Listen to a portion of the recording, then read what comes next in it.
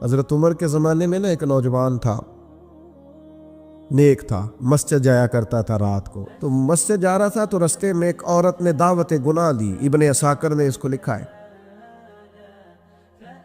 تو نوجوان تھا، خواہشات تھی، کچھ طبیعت مائل ہو گئی. ابھی ادھر جا ہی رہا تھا کہ کسی نے آیت پڑھ دی، والی من خاف مقام ربی جنتان، جو رب کے سامنے کھڑے ہونے سے ڈرے گا اللہ 2 جنتیں دے گا. واقعی ڈر گیا، وہ واقعی ڈر گیا. اتنا ڈرا کہ بے ہوش ہو کے گر پڑا. بیماری سے لوگ بے ہوش ہوتے ہیں، پیسے ڈوب گئے بے ہوش ہوتے ہیں، بچے کے غم میں بے ہوش ہوتے ہیں. سچ بتاؤ، کبھی خوف خدا سے بھی بے ہوش ہوتا کوئی دیکھا ہے؟ ہمارے ہاں تو روز مرہ ہی نہیں ہے بھائی. اور بڑی باتیں ہیں بے ہوش ہونے کی، ڈرنے کی، غش کھانے کی. بے ہوش ہو کے گر پڑا. بوڑھے باپ کو کسی نے بتایا بچہ بے ہوش پڑا ہے، اٹھا کے گھر لائے. گھر لا کے کہا بیٹا کیا ہوا؟ نوجوان ہے، چڑھتی جوانی ہے، پر پاکیزہ بڑی ہے. کہنے لگا ابا جی گناہ کی طرف چلا گیا تھا، پر میں نے آیت سن لی جو اللہ کے سامنے کھڑے ہونے سے ڈرے گا رب 2 جنتیں دے گا. میں ڈر گیا تھا، رب واقعی 2 جنتیں دے گا. باپ رو پڑے، ابا جی کی آنکھوں میں آنسو آئے اور کہا پتر اللہ بڑا مہربان ہے، اس کے وعدے سچے ہیں، واقعی 2 جنتیں دے گا. اس نے پھر ایک چیخ ماری اور اس طرح کی ماری کہ اس کی روح ہی پرواز کر گئی. روح ہی پرواز کر. کشتگان خنجر تسلیم را، عشق کی خنجر سے قتل ہو گئے لوگ. صبح حضرت عمر کو پتہ چلا کہ انہوں نے تو رات جنازہ بھی پڑھ دیا، تدفین بھی کر دی. جناب عمر فرمانے لگے اتنا نیک نوجوان خوف خدا سے دنیا سے چلا گیا، مجھے کیوں نہیں بلایا میں جنازہ پڑھتا. فاروق اعظم فرما رہے ہیں میرا شوق تھا میں اس کا جنازہ پڑھتا. کہ حضور آپ کو تکلیف نہیں دی؟ فرمایا بتاؤ قبر کہاں ہے؟ تے کامل پیر اونا دے باہو قبر جنا دی جیوے. حضرت فاروق اعظم قبر پہ تشریف لے گئے اور کھڑے ہو کے فرمانے لگے نوجوان مجھے امید ہے میرے رب نے تجھے 2 جنتیں دی ہوں گی. ابن عساکر کھول کے دیکھو تاریخ بغداد نے کیا لکھا ہے. حضرت سیدنا فاروق نے فرمایا امید ہے 2 جنتیں دی ہوں گی. قبر کے اندر سے بولا کامل پیرونا دے باہو قبر جنا دی جیوے. قبر کے اندر سے بولا. کہنے لگا حضور امید والی بات نہیں، رب کے وعدے سچے ہیں، اس نے واقعی مجھے 2 جنتیں عطا فرمائی، 2 جنتیں دی ہیں، میں نے اپنے مالک کو راضی پایا. ہمارے صوفیاء تصوف میں ایک جملہ بولتے ہیں کہ تیرا تو فقر فقر بوزر ہے، یعنی جن کو صحیح درویش کہتے ہیں نا، صحیح درویش. مولا علی شیر خدا رضی اللہ تعالیٰ عنہ فرمایا کرتے 2 ہی تو بندے ہیں جو رب کے رستے میں کسی شے کی پرواہ نہیں کرتے. حضور کون سے؟ فرمایا ابو ذر غفاری ہے اور دوسرے علی المرتضیٰ ہے. مولا علی فرمایا کرتے یہ نا مسلمانوں میں سے چوتھے یا 5ویں مسلمان ہیں.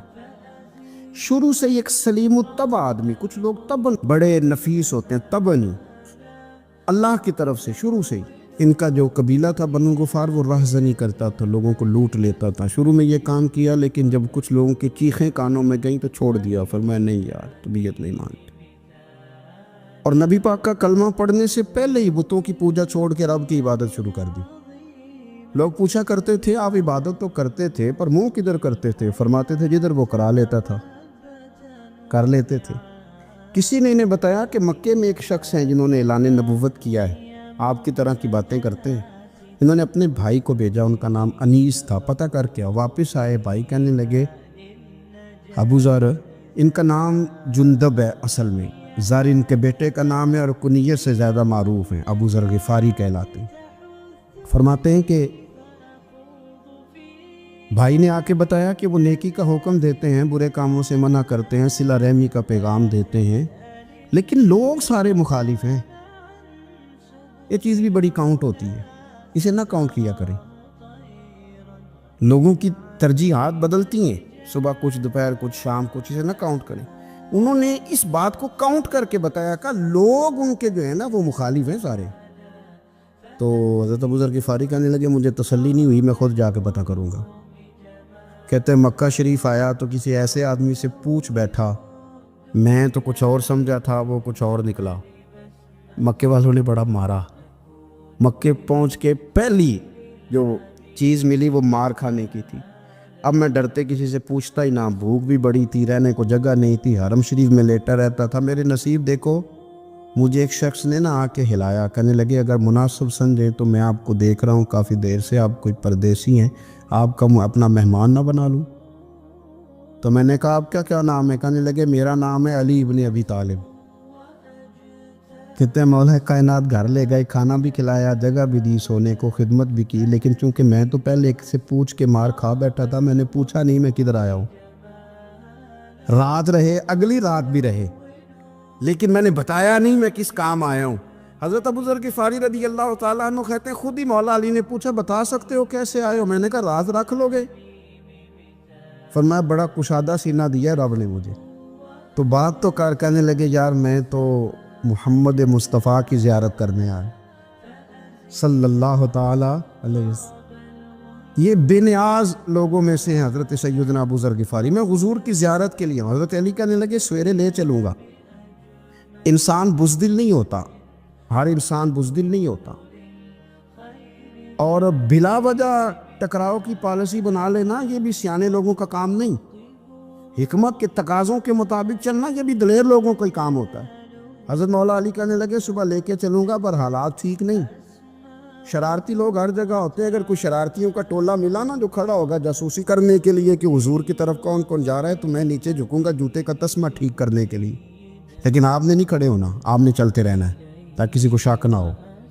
کہتے اس ترتیب سے حضرت علی مجھے لے کے گئے، میں حضور کی بارگاہ میں پہنچا۔ مولا علی کہتے ہیں بڑے بڑے لوگ سوال کرتے تھے، پر یہ شروع سے سلیم الطبع تھے، مجھے کہہ لینے دینا، جنہوں نے ماننا ہوتا ہے وہ لمبے سوال کرتے ہی نہیں۔ مان جو لیا تو لمبے سوالوں کی ضرورت ہی کوئی نہیں۔ کہتے ہیں لوگ بڑے بڑے سوال کرتے تھے، پر ابو ذر نے 2-3 باتیں پوچھی اور آگے جا کے کہنے لگے حضور ہاتھ بڑھائیں، مجھے کلمہ پڑھائیں۔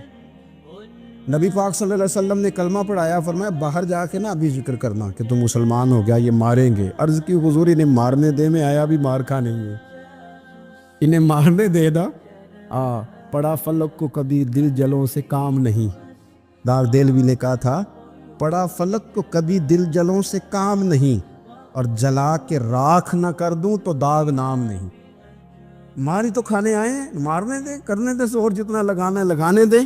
باہر جا کے اعلان کیا، مکے والوں نے مارا، اتنا مارا کہ بے ہوش ہو گئے۔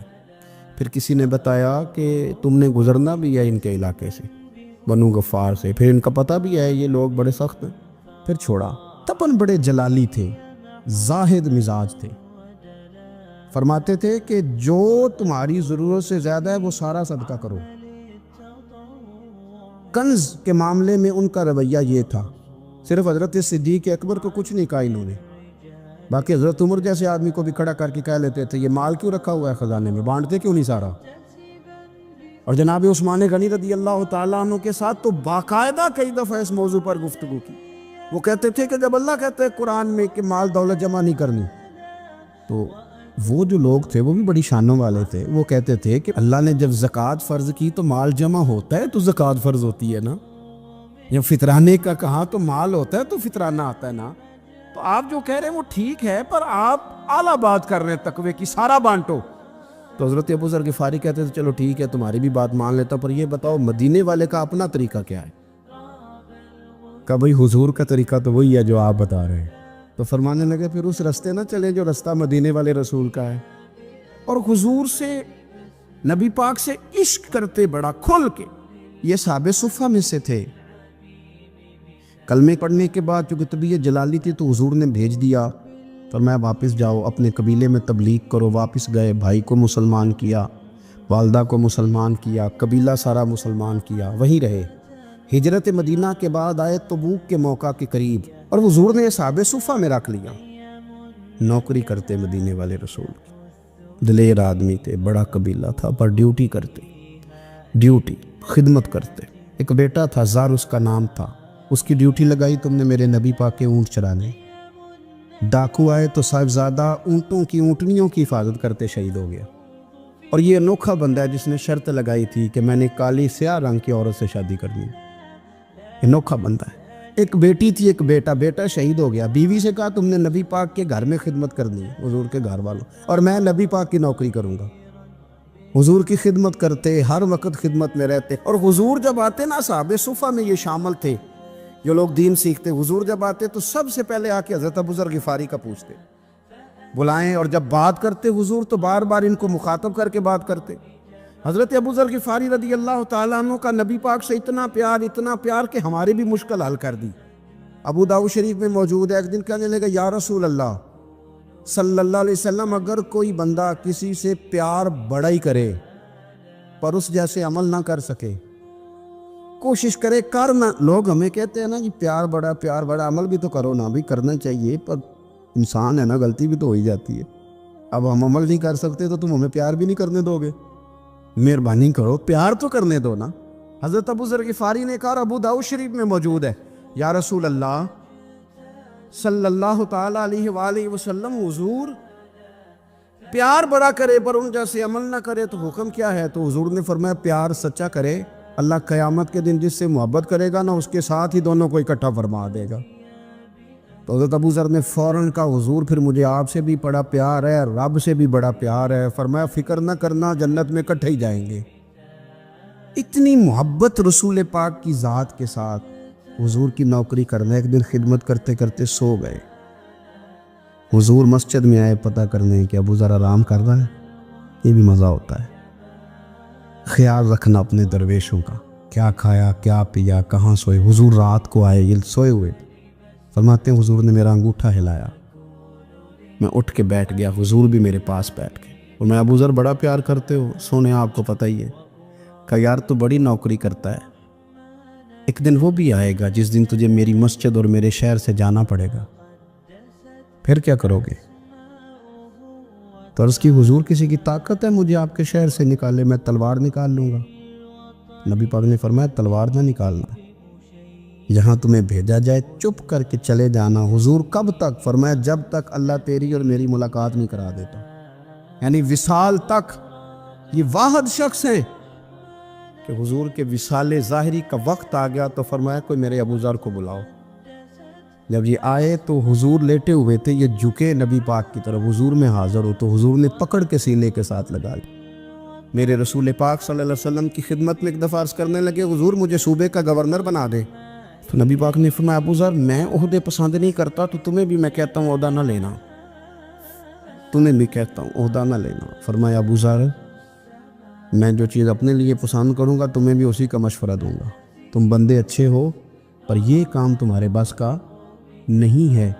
بڑے زاہد آدمی میرے رسول کریم صلی اللہ تعالیٰ علیہ وآلہ وسلم نے ان کے بارے میں فرمایا جس طرح نبیوں میں حضرت عیسیٰ علیہ السلام ہوئے، حضرت عیسیٰ دیکھیں نا، انبیاء میں اللہ تعالیٰ نے ہر قسم کی عظمت نبیوں کو دی۔ جناب سلیمان علیہ السلام کا تو تخت بھی ہوا میں اڑتا تھا، جن تک تابع دار تھے، اور نبیوں میں حضرت عیسیٰ بھی ہیں جن کے پاس گھر بھی کوئی نہیں، شادی بھی کوئی نہیں کی، اینٹ سرانے رکھ کے تکیہ بناتے، ایک ان کے پاس کنگھی تھی اور ایک پیالہ تھا۔ دیکھیں جو بندہ نیک ہو نا، وہ بھی نیک ہیں، اللہ کے نبی ہیں۔ آپ اپنا تقوی مسلط نہیں کریں گے، جو وہ کر رہے ہیں وہ بھی مخلص ہو کے کر رہے ہیں۔ حکومتیں جو چلانی ہیں تو وہ کس نے چلانی ہے؟ اگر نیک بندے نہیں آئیں گے تو غلط لوگ آئیں گے، قوموں پہ ظلم کریں، وہ بھی اپنی جگہ ٹھیک ہے، لیکن یہ جو کر رہے ہیں یہ بات بھی اپنی جگہ بالکل ٹھیک ہے۔ ہم پتہ کیا کرتے ہیں، ہم چیزوں کو مسلط کرتے ہیں، ایک دوسرے پر مسلط نہیں کرے چیزوں کو۔ آپ جو کر سکتے ہیں، جو رستہ آپ کو صحیح لگتا ہے اختیار کر لیں، یہی تو ہمارے دین کا حسن ہے، کہ سارے رستے واضح کر کے ہمیں دکھاتا ہے۔ حضرت عیسیٰ علیہ السلام نے ایک دن دیکھا کہ ایک بندہ نا انگلیوں کے ساتھ اپنے بال سیدھے کر رہا ہے، تو آپ نے فرمایا یار کنگھی کے بغیر بھی کام چل سکتا ہے، کنگھی بھی خیرات کر دی۔ دیکھا ایک بندہ ہاتھ کا تکیہ بنا کے لیٹا ہے، تو فرمایا اینٹ بھی دے دو، کسی کے کام آ جائے۔ ایک دن دیکھا کہ ایک بندہ نا یوں چلو میں پانی پی رہا ہے، فرمایا پیالہ بھی رہنے دو، اس کے بغیر بھی کام چل ہی جاتا ہے۔ جناب عیسیٰ کا یہ زہد تھا۔ میرے نبی پاک علیہ السلام نے فرمایا جس نے جناب عیسیٰ کا زہد دیکھنا ہو وہ میرے ابو ذر غفاری کو دیکھے، ان کو دیکھے، یہ دنیا میں جناب عیسیٰ کے زہد کے مطابق چلتے پھرتے ہیں۔ ساری زندگی دولت کو، مال کو پسند نہیں کیا، جہاں رہتے تھے ایک گورنر صاحب نے 300 دینار تحفے میں بھیجے. تو ایک ہوتا ہے نا بندہ کہتے نہیں نہیں ضرورت نہیں. اور حضور سید عالم صلی اللہ علیہ وسلم نے حضرت عمر سے فرمایا تھا جو خود بخود آ جائے وہ قبول کر لو اللہ کی طرف سے. لیکن ان کا رنگ فقیری والا تھا اور تھوڑا انوکھا تھا. 300 دینار آئے تو فرمانے لگے اسے جا کے کہو تمہیں کوئی اور بندہ نہیں ملا دھوکہ دینے کے لیے؟ میرے گھر ہی مال بھیج دیا ہے. فرمانے لگے میرے پاس گدھا ہے سواری کرنے کے لیے، میرے پاس بکریاں ہیں دودھ پینے کے لیے، میرے پاس ایک چادر اضافی ہے سامان میں سے، میں تو ڈرتا ہوں کہ رب کہیں اس چادر کے بارے میں سوال نہ پوچھ لے، اور تم ہو کہ میرے پاس یہ لے کے آئے ہو. حضرت عثمان غنی کے پاس جا کے کہا کرتے کتنا لوگوں کے پاس پیسہ آ گیا ہے، ہر بندے کے گھر میں مال ہے، یہ کیا ہو رہا ہے، لوگوں سے کہیں خرچ کریں غریبوں پہ. عثمان غنی فرمانے لگے تمہیں تو خوش ہونا چاہیے کہ میرے دور میں لوگ خوشحال ہو گئے. آپ فرمانے لگے نہیں، وہ والا رنگ زیادہ بہتر ہے جو مدینے والے نے اختیار فرمایا، کیونکہ کچا رنگ للاری والا چڑھدا تے لیندا رہندا عشق تیرے دا رنگ محمد، جدوں چڑھ جائے پھر نہیں لیندا. آپ کی طبیعت کے اندر دولت سے بیزاری. حضرت ابو درداء، حضرت ابو موسیٰ اشعری، حضرت ابو ہریرہ رضی اللہ تعالی عنہ، یہ سمجھ لیں ان کے کلاس فیلو تھے، ان کے ساتھ پڑھا تھا انہوں نے. حضرت ابو ذر غفاری ان پر بھی جلال کرتے. آپ یقین کریں کہ طبیعت نا ایسے کیف میں آ گئی ان کو پڑھ کے. ان کو پڑھا جب کچھ دنوں سے تو کچھ انوکھا، یہ انوکھی وجہ ہے، سارے زمانے سے نرالے ہیں. یہ بندے کون سی بستی کے یار اب رہنے والے ہیں، یہ کس طرح کے لوگ ہیں، کیا سوچ ہے. حضرت ابو درداء رضی اللہ تعالیٰ عنہ کے گھر کے قریب سے گزرے تو حضرت ابو درداء مکان بنا رہے تھے. کیا جملہ کہا، تڑپ گئی روح. فرمانے لگے ابو درداء تجھ سے مجھے یہ امید نہیں تھی یار. فرمایا کیا ہوا؟ فرمانے لگے اب تیرا مکان بنانے کے لیے بھی اللہ کے بندوں کی پشتوں پر اینٹیں رکھی جائیں گی. تیرا مکان بنانے کے لیے رب کے بندوں کی پشتوں پر اینٹیں تیرے لیے. حضرت ابو درداء نے گردن جھکا لی. فرمایا یار جہاں تو ہے نا تو بالکل ہی ٹھیک کہتا ہے. کیوں؟ میرے نبی پاک صلی اللہ علیہ وسلم نے فرمایا اس زمین کے اوپر اور آسمان کے نیچے ابو ذر غفاری سے سچا بندہ کوئی نہیں، ان سے زیادہ سچا کوئی نہیں. فرمایا تو ٹھیک کہتا ہے یار، صحیح کہتا ہے. حضرت ابو موسیٰ اشعری رضی اللہ تعالیٰ عنہ کو گورنر بنا دیا گیا عراق کا. اب حضرت ابو موسیٰ اشعری صحابہ میں ایک بڑے جلیل القدر صحابی ہے، اور ان کی عظمتیں، رفتیں، بلندیاں کیا کہنا، بڑی گہری دوستی تھی. لیکن جب وہ گورنر بن گئے نا تو آپ نے فرمایا بس بھئی اب تو نے عہدہ لے لیا ہے، یہ بندے کو ٹھیک نہیں رہنے دیتی تھی، اب تو عہدے میں چلا گیا. بڑی مدت کے بعد ملاقات ہوئی حضرت ابو موسیٰ اشعری کے ساتھ. وہ دوڑ کے آئے حضرت ابو ذر غفاری کے گلے ملنے، میرا بھائی میرا بھائی. فرمایا پیچھے ہٹ جا، میں نہیں تیرا بھائی، تو گورنر ہے، میں غریب آدمی ہوں، اپنا کام کر. پھر دوڑ کے آئے. فرمایا ابو ذر تو میرا بھائی ہے یار، اکٹھے پڑھتے تھے حضور. فرمایا نہیں جا تو نہیں میرا بھائی. پھر آئے. جانتے تھے نا یہ سچا بندہ ہے، یہ سچا بندہ ہے، یہ تقریروں والا نہیں، صرف وعظوں والا نہیں، اس کے اندر بھی بڑی سچائی ہے. قریب آئے، آ کے کہا یار تو میرا بھائی ہے، میرے سینے لاگ. فرمانے لگے تو تیسری بار آیا ہے، مومن ہے، میں منہ نہیں موڑ سکتا، پر پہلے مجھے بتا گورنر بننے کے بعد تو نے مکان کتنے بنائے، باغ کتنے لگائے، چکیاں کتنی لگائی، کتنے تو نے چیزیں بنائی ہیں، پہلے بتا. تو ابو موسیٰ اشعری نے ان کا ہاتھ پکڑا، رونے لگے. کہنے لگے جس محبوب سے تو نے تربیت لی ہے میں بھی انہی کا نوکر ہوں، جن کپڑوں میں میں عراق گیا تھا میرے ہاتھ بھی وہی ہیں. یار کیا بات کرتا ہے تو، میرے وہی ہیں. مجھے بتا اگر یہ عہدے خدمت کے ہم نہیں لیں گے تو پھر کیا ظالموں کو دیں گے، غیروں کو دیں گے؟ نہ کر، کچھ نہیں بنایا. حضرت سیدنا ابو موسیٰ اشعری رضی اللہ تعالیٰ عنہ روئے، اور جب کہا نا کوئی شے نہیں میرے پاس تو فرمایا اچھا چل آ جا، پھر سینے لگ جا، تو واقعی میرا بھائی ہے. پھر حضرت ابو ذر غفاری نے محبت فرمائی. وہ درویشی، وہ فقیری، وہ سادگی، وہ نورانیت، وہ دل کے ساتھ اندر. ہمارے تو بہت سارے لوگ ہیں جو کہتے ہو کہاں لے جانا ہے مال، کیا ضرورت ہے مال کی، ہر وقت مال کی مخالفت کرتے، لیکن دل ان کا کہتا ہے کہ آئے صحیح، کسی طریقے سے پہنچے صحیح. حضور نے فرمایا بعض لوگوں کی زبانیں شہد سے زیادہ میٹھی، دل بھیڑیے سے زیادہ خطرناک۔ اوپر سے کہہ کچھ رہے ہیں، اندر حالات کچھ اور ہیں۔